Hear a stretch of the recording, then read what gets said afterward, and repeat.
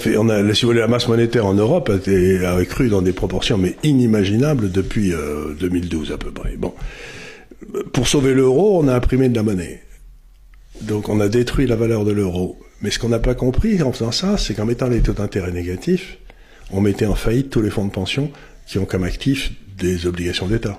Oui, parce que c'est ce que tu expliquais aussi, c'est que maintenant, donc, les grands fonds de pension allemands se retrouvent avec des taux négatifs, donc à moins 4, moins réel, oui. Comment, alors que tu es censé faire fructifier l'argent d'autrui, c'est le principe d'un fonds de pension, y arriver avec des taux négatifs? Je vais vous donner un exemple simple, c'est-à-dire que jusqu'en 2012, l'Allemagne payait à peu près 4 à 5% réel au fonds de pension. Donc, si vous aviez une obligation allemande, ça passait de 100 à 105, à 111, à 117, 3 ans, etc. Aujourd'hui, avec des taux négatifs, vous passez de 100 à 94, de 94 à 88, donc la masse de capital ne cesse de diminuer, et à un moment, il n'y aura plus rien à distribuer. Donc les fonds de pension sont en faillite. Donc la première des choses qu'a fait l'euro, ça a été de ruiner l'Europe du Sud, je l'ai longuement expliqué ici.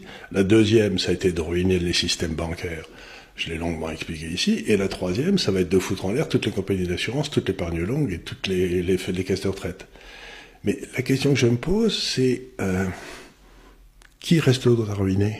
Je veux dire, c'est que vous pouvez survivre quand vous allez piquer les réserves de quelqu'un.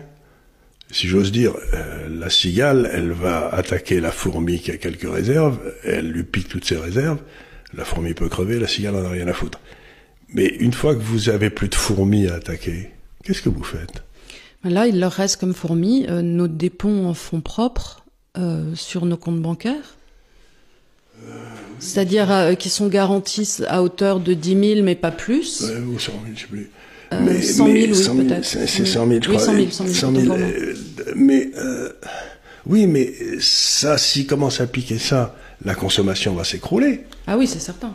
Parce que les gens... Et puis ensuite, alors, s'ils veulent faire ça, on a eu une longue émission ici sur le